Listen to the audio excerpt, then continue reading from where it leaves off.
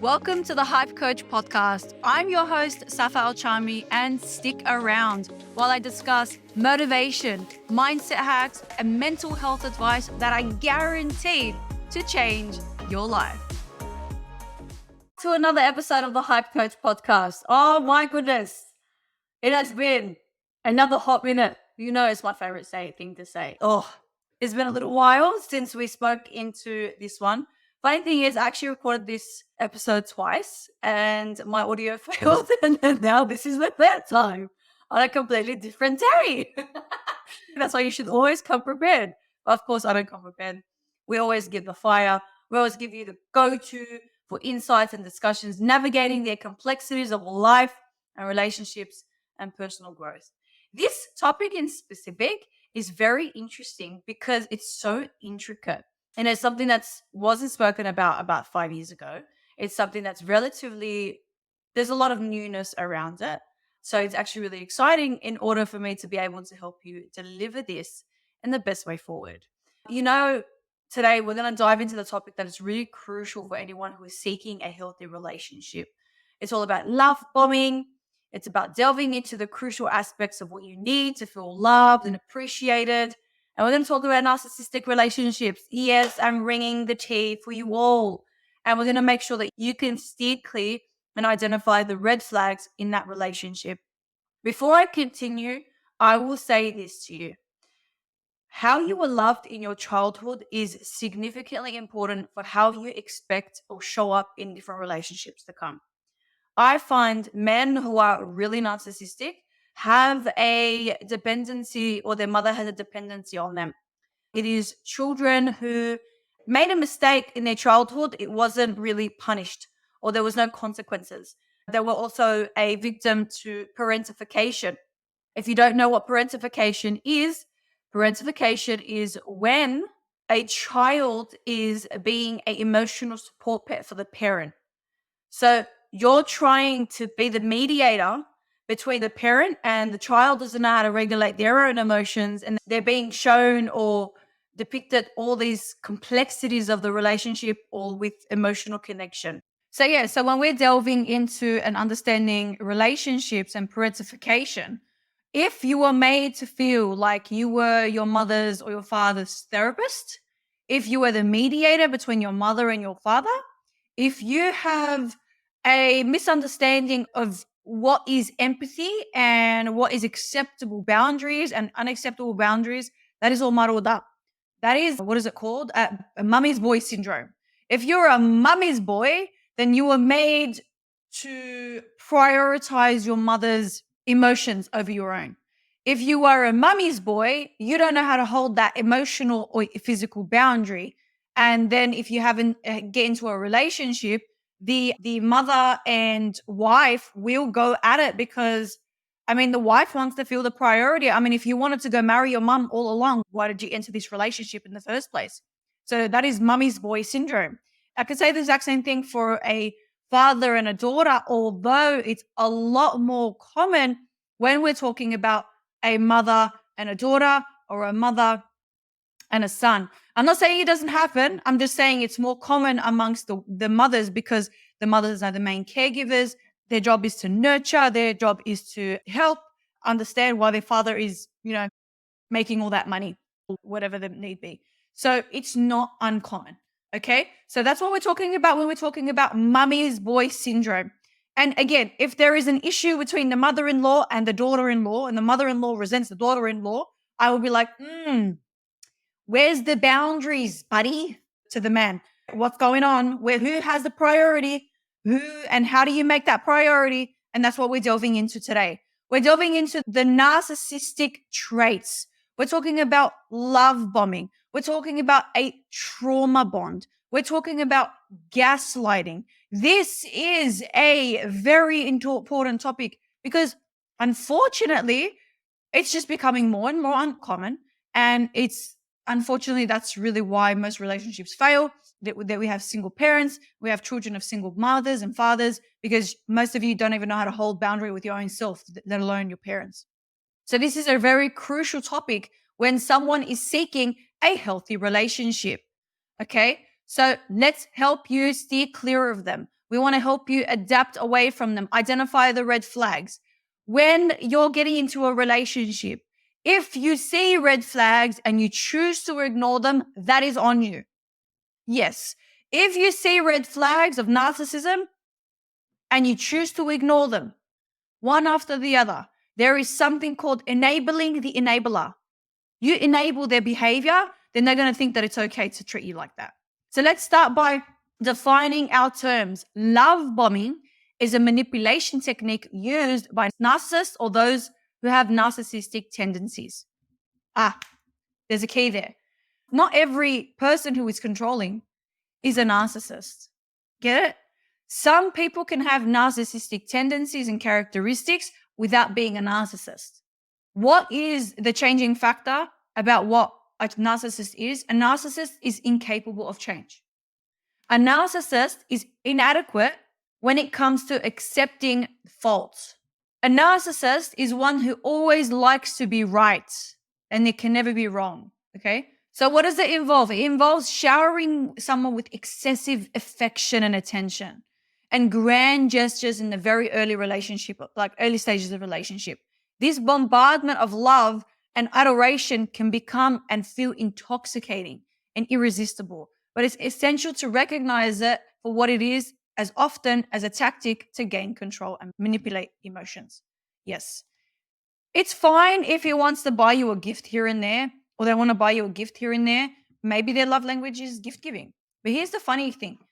If you don't know what a healthy relationship is and you get into a relationship and they just start showering you with love and affection and become really clingy, if you don't know what a healthy relationship is, you can very much take this as a healthy relationship and expect that and see that this is the way some people are expected to react when it comes to a new relationships. There's a problem amongst Muslims because Muslims are not allowed to date. Okay. We don't believe in sex before marriage because Muslims don't believe in sex before marriage.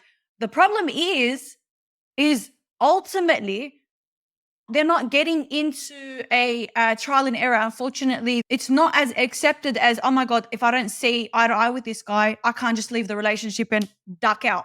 Doesn't work like that, unfortunately. But usually, or the little bit period that's the time that you guys get to know each other. It's a formal agreement. It's a formal, gesture to say, okay, these two people are speaking. They're getting to know each other. And it's quite okay if something doesn't go quite to plan. And this is what we have to accept. Not everyone is going to see eye to eye. A lot of the time, we have to leave and open the communication platform between parents and children that if this person isn't your person, I'd rather you finish and stop the relationship before it goes any further. And then we waste time and energy and money and space. Yeah, I know. It's very controversial. It is. It really is controversial. But you know what? That's why I told you. This year, 2024, I'm going to bring you guys really controversial topics because who the hell is going to speak about these things? If we don't speak about these things, then who is? These are the taboo things in our community. These are the taboo effects in our community. And I will tell you right now, you're never going to know someone 100% until you start living with them. Listen, I'm telling you now, you're never, ever going to learn and know someone unless you completely live with them. So there is a certain acceptable period that you guys are going to know each other before marriage. You're just going to have to accept it. There is a lecture that I was listening to a couple of days ago that was saying when you're getting to know someone, it's like a batiqa, which is a watermelon. Okay. Like sometimes, you can hit it a couple of times and you can and then you can look really nice on the outside and everything. But when you open it, it's rotten, but you won't even know it until you actually get into a relationship and live with someone for that period. And sometimes they don't look very nice on the outside. Some of them are freaking, they got a bit of, bangs and bobs and bumps and lumps and whatever on the outside. But when you open it up, it's really nice and sweet. You won't know. There is a certain expectation, certain time. This is why you should know the person as much as you can. The rest of it, if you go into the relationship, it's called tawakkul. It's called tawakkul ala Allah. And a lot of you would have done this before. When you guys get into a relationship, you do something called istikhara. Now, I will say this to you. Whatever you ask for, you will get. So you need to be mindful of how you ask for something. So you know how people usually say, "Oh yeah, Allah, please show me if this person is khair for me. Please show if this person is meant for me," or whatever the case may be. Hello, if this person and then the relationship goes, south, and then they get divorced, and they'll be like, "Oh, I did this istikhara before I got married," and they're like, and the funny thing is, you didn't say khair where, khair in your life, khair in the akhirah. A lot of the time when someone gets divorced, it will bring them closer to Allah subhanahu wa ta'ala. So Allah subhanahu wa ta'ala would have said, okay, khair. That is khair for your akhirah, not the dunya. There is a very big difference. You have to be very mindful about how you ask for things in your dua. I'm getting off a tangent here, but you guys get me why it's so important. Because our relationships in our life are very, very significant. Our relationships in our life will pave the way for what we expect. When you marry someone, you marry their past. That's it. You just marry their past. You have to accept it. If you can't accept their past, go to therapy and learn how to accept their past if you want them. A lot of the time, these people are amazing people, but people have a past. You just have to accept it. And I'm not talking about, promiscuity. I'm not talking about that. I'm actually talking about trauma. I'm talking about sexual abuse. I'm talking about rape. I'm talking about suicide. I'm talking about depression. I'm talking about anxiety. I'm talking about acceptance. I'm talking about mommy and daddy issues. I'm talking about that. The other one is very important, but it's important to some people, and you have to understand that. You're not going to understand everything. But that's what you marry. You marry their characteristics. You marry their strengths. You marry their weaknesses. Okay. So it's very essential for you to recognize what love bombing is in the very beginning of the relationship. Narcissistic relationships, on the other hand, are characterized by one-sided dynamics where the narcissist seeks constant validation, admiration, and control, often at the expense of their partner's well-being. These relationships can be emotionally draining and psychologically damaging, leaving the victim feeling depleted and powerless. Okay, I know that I know my audience is predominantly women, but I do know that my men do also listen to our podcast, or they would be listening in a car setting where their spouse is right next door. I will say this: women can be narcissists too. Yes, women can be narcissists as well. Did you know that? Yes, mother-in-laws, monster-in-laws, a lot of them have narcissistic tendencies. But you wouldn't know that, would you? Because you only speak about from the woman's point of view. Oh my God, he's a narcissist. He wants me to cover my bum. No, you can be a narcissist as a woman and men. Again, it is very common amongst the men, less common amongst the women to get diagnosed with it. But you can be a narcissist. Women can be narcissists as well. So please, widen your horizons. Understand that it's not just one-sided. You don't listen to this so I can go, I was right, Saf was right. He's a narcissist. No, I want you to understand what you're doing wrong. And most of the time, those who come to therapy realize that they're the one that's nagging their husband. It is a very tough pill to swallow, but the pill needs to be swallowed for you to get the medication in your body and heal. Okay? So how do you spot the difference between the signs of love bombing and narcissistic behavior? Here is some red flags to watch out for. Okay? And I'm going to go into trauma bonding now. Okay? Who is more susceptible to trauma bonding?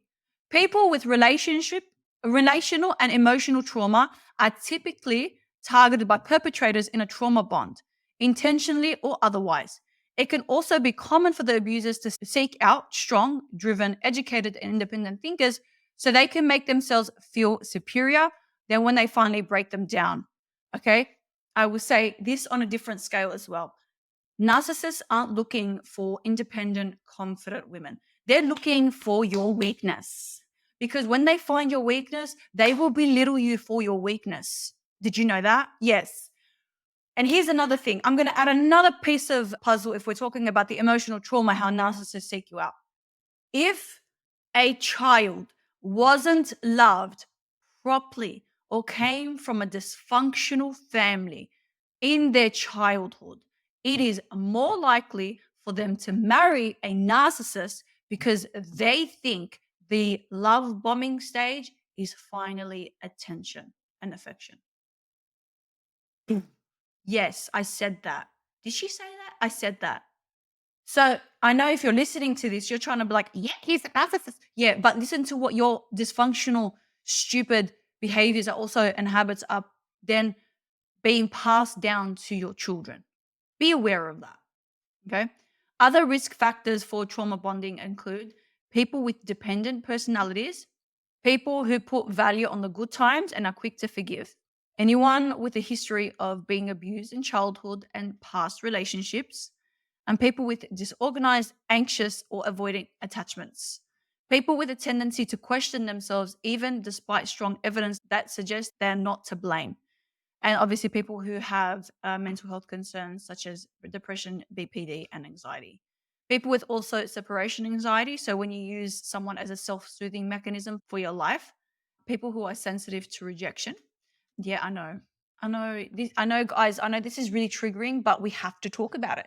We got to talk about it because if we don't talk about it, then unfortunately you won't be equipped and you don't know what the red flags are. I mean, you can watch TikTok videos all you like, but I'm actually bringing you the fire in these podcasts. I mean, I wish I had like over like 100 downloads of my podcast, but alhamdulillah, we will work closer to it. We'll get to it, inshallah.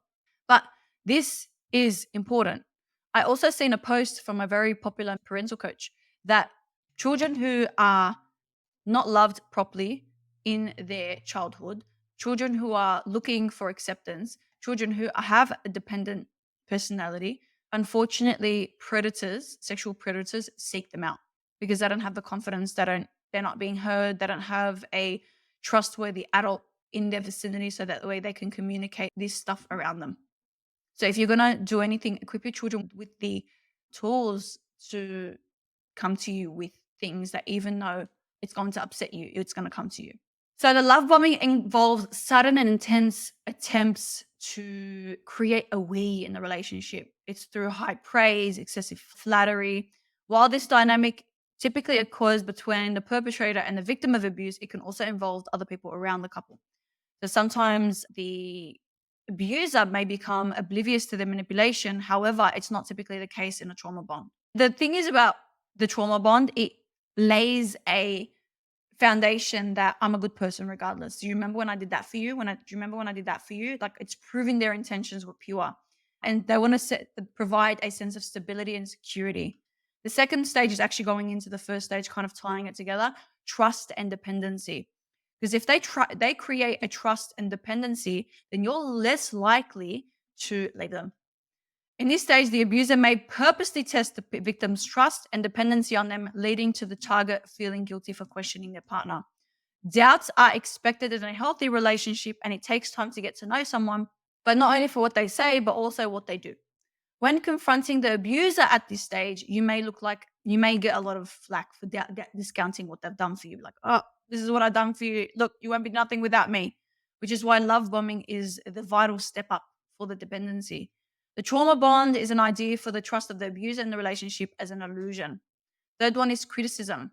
Once they got your trust, the emotional abusers start to pick apart your qualities, identifying them as insignificant or problematic. So they start to belittle your existence, invalidate your experience. It's very common for the abusers to wait until the victim has been tested before they start criticizing them. So there is a pattern. Okay. The criticism phase is the most noticeable during intense arguments and disagreements, where the abuser will blame you and target and you end up over apologizing when it's something that's their fault. So they will belittle you so much and they will look to hurt you. They will look to hurt you in ways that with your weaknesses. They will point out your weaknesses and where your shortcomings, and they bring it up in an argument in attempts to hurt you. And then the victim will start, oh my God, hey, he still loves me or she still loves me when I mess up. I'm so sorry for questioning you. You're so right. I know you know what's best for me. You're so right. And the back and forth dance of harsh criticism and over apologizing is the glue to the trauma bond. When you take fault for something that's not your blame over and over and over again, that is the glue. That's forming the trauma bond. The fourth one is manipulation and gaslighting. Gaslighting and manipulation are two forms of psychological abuse often seen in trauma bonds that ultimately make victims question their reality and perception. Gaslighters will never fully understand and fully understand and take responsibility for their behaviors. And they tend to shift blame to the other person, which is what we spoke about before. It's very common for gaslighters to suddenly start feeling calm and cool and collected once they've pushed their target to their breaking point. Gaslighting is a textbook behavior amongst common types of abusers like narcissists, psychopaths, and sociopaths. Fighting back or challenging the abuser can often feel like you will never result to anything good. So you just give up. Okay? And the term refers to seemingly abusive behaviors committed by the target towards the pressure of blinding rage or survival. It is very normal for victims to engage in reactive abuse to feel extremely guilty and concerned for their behavior and for their life. They don't want it to turn physical, so they start to just fight and flight.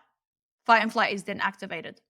The next one is actually going into what I just said before. The fifth one is resignation and giving up. When dealing with a trauma bond, it is extremely common for targets to abuse to start giving in at some point to avoid more conflict.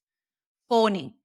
The fawn response is just people-pleasing behaviors and making sure the relationship will remain somewhat stable. So in order for you to make sure nothing goes further, there's no point of you bringing it up. It's like you start apologizing before it even started. It's like, oh my God, I'm so sorry. Or you start to avoid things that is going to make them angry. So you just stop. Targets may have some awareness that they're being manipulated, but small awareness is not enough to exit the relationship because there's a foundational steps in the glue that's holding that trauma bond together.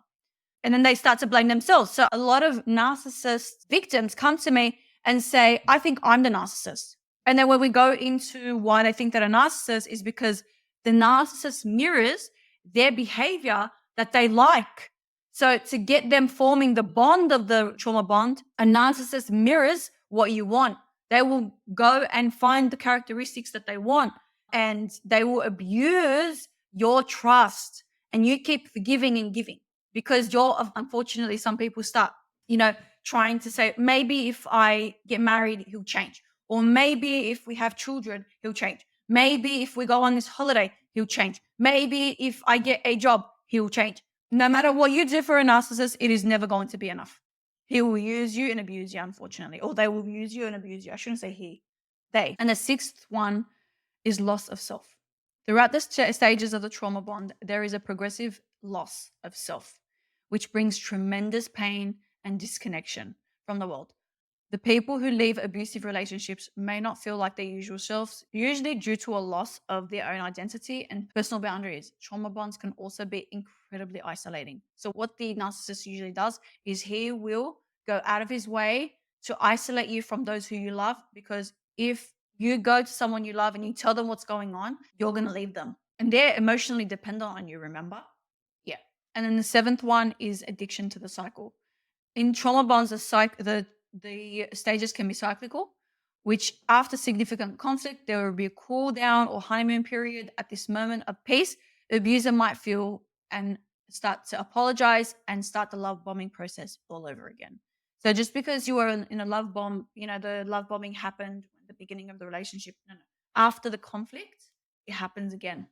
And that's what keeps you addicted to the cycle. It's addiction to the cycle. It's addiction to this person. It's addiction to the yo-yo. It's addiction to the push-pull, push-pull. That's the dependency of the abusive cycle. So let's summarize the trauma bond cycle. One is love bombing. It's the excessive flattery, compliments early in the relationships. Love bombs use excessive praise and compliments. There will be gifts, but it's not enough to call the warning sign. The second one is rapid progression into the relationship. Love bombers may push for the relationship to progress at an unnatural pace, such as declaring love and commitment very early on. If this can be a tactic to fast track their intimacy and control. Number 3, it's withdrawal and manipulation techniques. After showering you with affection, the love bomber may suddenly withdraw from employ manipulative tactics to maintain control. The fourth one is lack of empathy for others. They lack empathy and they disregard and dismiss feelings of perspective of others.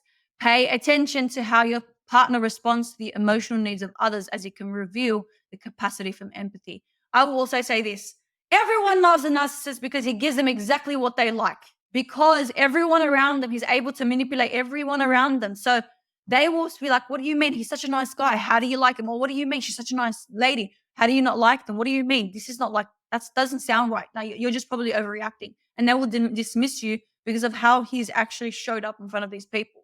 The next one is constant need for attention and admiration. Narcissists have an insatiable need for attention and admiration to feed their fragile self-esteem and self-ego. Is consistent validation and approval when it challenges to maintain a healthy and fundamental relationship. By being aware of these signs and implementing these strategies, individuals can empower themselves and recognize to avoid toxic relationships characterized by love bombing and narcissistic behavior. As we talk about the strategies to avoid these toxic dynamics, are you ready? Are you ready? I know it's been a little while, but you know what? It's important. We want to take things slow. Healthy relationships gradually develop over time. It's important not to rush into commitments and allow someone to pressure you faster than you're comfortable with. If it's too fast, it's too fast. Okay? Just slow your roll, mate. Slow your roll. Trust your instincts when it comes to if it doesn't feel good. Now, you would have heard me saying, don't trust your gut. Don't trust your gut. Your gut feeling is fueled by a thought of a red flag. That is what you want to trust, not the gut feeling. I don't want you to trust your feelings, because if we trusted every single feeling, we would have issues like addiction, codependency, and OCD. So we want to trust that red flag. It's like what my coach says. A tiger doesn't hurt you if you see him as a tiger hurts you if you see him as a weak pussycat. If you're ignoring all the red flags and just paying attention to the 2 green flags, you're in trouble. You are in deep trouble. Don't ignore him. Number 3, set boundaries. Yes, I will be one. You are allowed to love someone conditionally, not unconditionally, conditionally. Why? Why should you love someone conditionally? Because someone who you're getting into a relationship with, you don't lower all your boundaries. You make sure that they respect your boundaries. You are allowed to have boundaries in the relationship. There can be non-negotiables in your relationship. You should love someone conditionally, because if you love someone unconditionally, it's a big red flag, because you're telling them that it's okay to walk all over you and treat you like trash. Boundaries help protect your emotional well-being and prevent manipulation. So you should have boundaries and they should respect it. Prioritize your own emotional well-being. You nurture your mental health, exercise, hobbies, spending time with loved ones, and seeking therapy if needed. You should have space away from your spouse and your partner. Are you serious? Yes. You should enjoy going into this relationship and spending time with them, and you should enjoy your time away. Hello. And then seek support if you feel like you are in a narcissistic relationship.